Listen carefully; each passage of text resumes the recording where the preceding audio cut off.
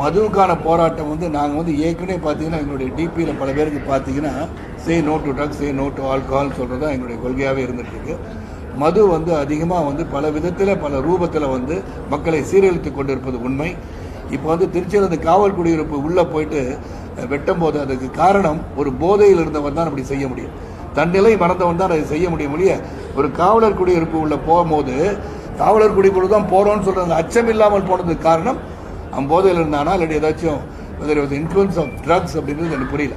அதனால் இது நீ பார்த்தீங்கன்னா ஏற்கனவே இது பண்ணியிருக்கேன்.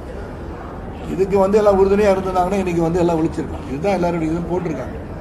ஸோ மதுவை ஒழிப்போம் அப்படின்னு சொல்லும் போது we have to take severe action.